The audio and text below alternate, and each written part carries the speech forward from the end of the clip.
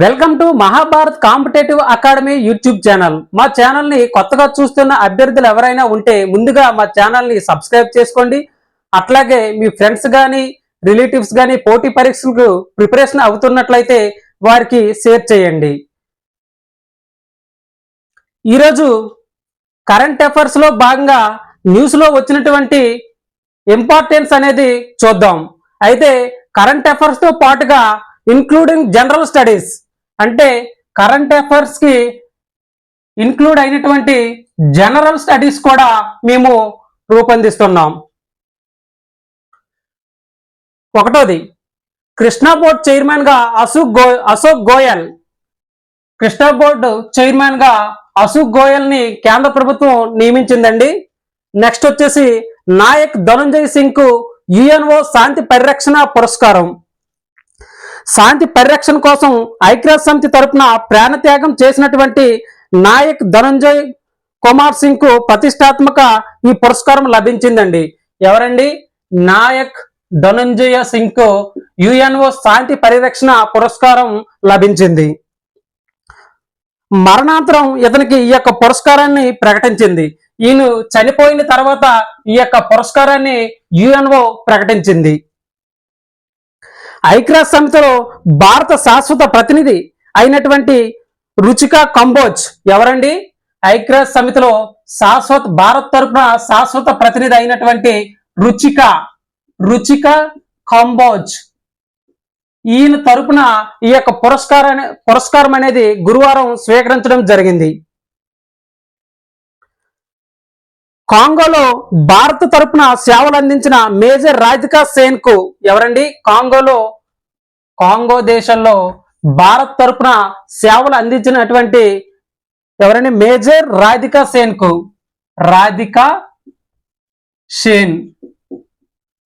ఈవిడకు military gender advocate అవార్డును ఇదే సమయంలో ప్రకటించిందండి. ఏం అవార్డు అండి అది? మిలిటరీ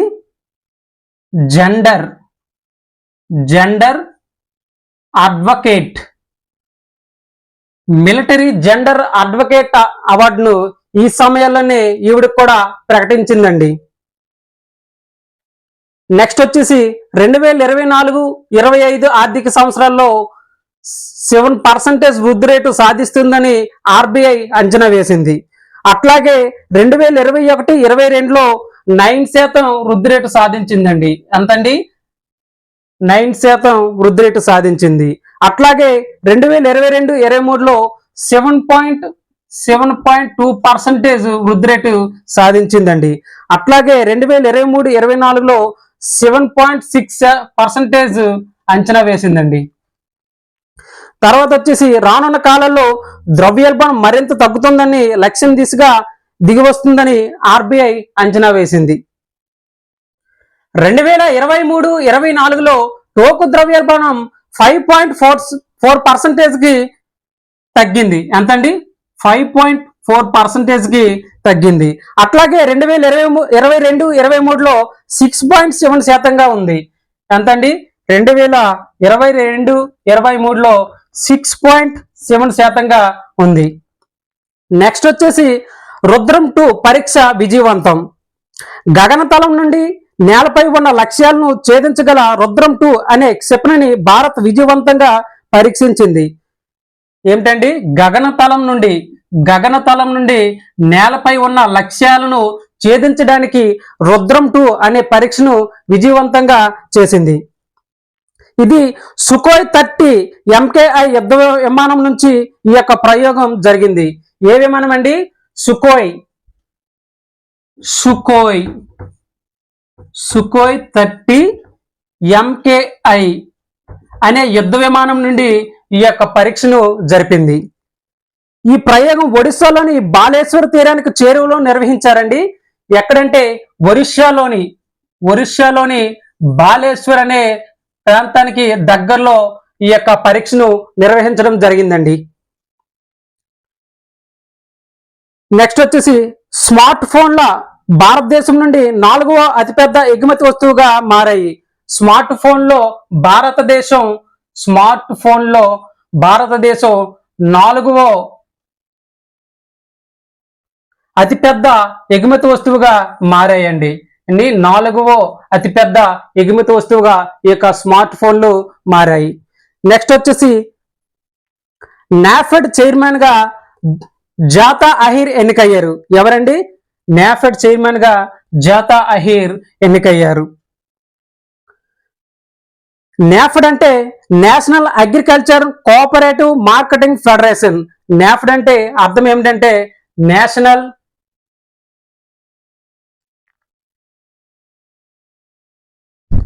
నాఫెడ్ అంటే అర్థం ఏమిటంటే నేషనల్ అగ్రికల్చర్ కోఆపరేటివ్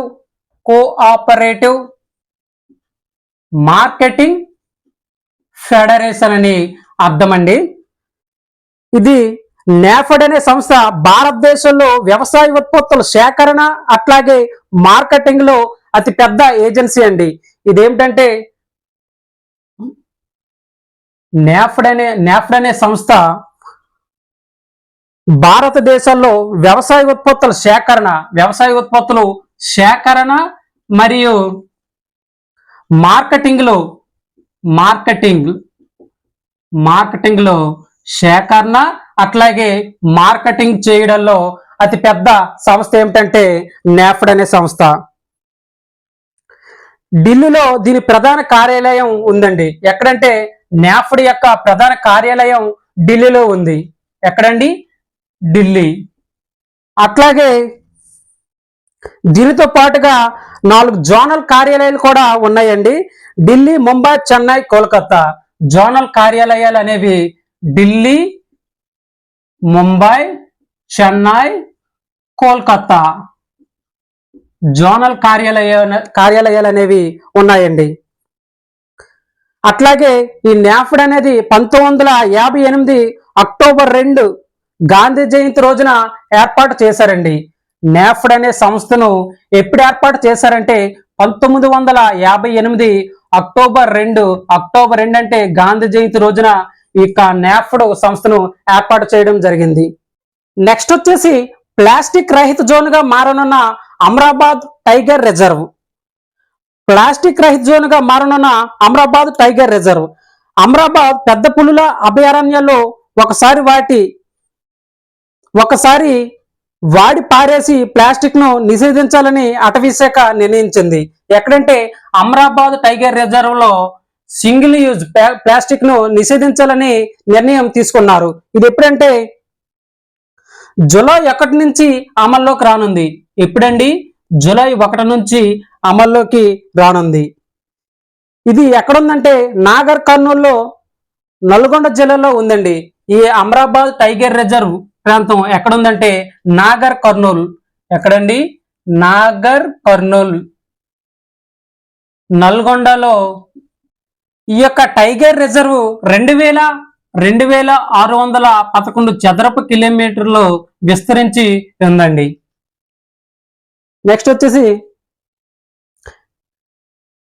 ఆఫ్రికా దేశమైన ఘనాలో 4G 5G మౌలిక సదుపాయాలు అభివృద్ధి చేసే ప్రక్రియలో రిలయన్స్ జియో అనుబంధ సంస్థ అట్లాగే రాడిసన్, టెక్ మహేంద్ర, నోకియా లాంటి సంస్థలు పాలు పంచుకుంటున్నాయి. ఎక్కడంటే ఆఫ్రికా దేశమైన ఘనా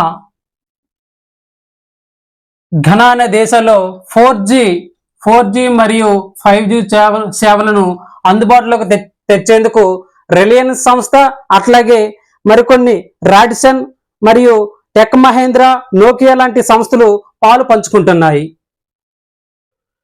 మన యొక్క మహాభారత కాంపిటేటివ్ అకాడమీ యూట్యూబ్ ఛానల్లో ప్రతి వీడియో కూడా నేటి పోటీ పరీక్షల్లో ట్రెండింగ్ ఎట్లా ఉందో అట్లాగే పోటీ పరీక్షలో ప్రశ్నలు ఎట్లా అడుగుతున్నాడో వాటిని దృష్టిలో పెట్టుకుని ప్రతి ఒక్క వీడియోను కూడా మా బృందం అప్లోడ్ చేయడం జరుగుతుంది. ఈరోజు సాయంత్రం 4 గంటలకు గౌరవనీయులైన రామకృష్ణ గారు ఎకానమీ అండ్ పాలిటీ ఫ్యాకల్టీ, ఈయన శ్రీకాకుళం గ్రామ సచివాలయ ఉద్యోగినిగా చేస్తున్నారు. ఈయన 4 గంటలకు ఎకానమీ నుంచి ప్రణాళికలు అనే కాన్సెప్ట్ ను వీడియో చేసాం, దానిని కూడా చూడండి. Thank you for watching our videos.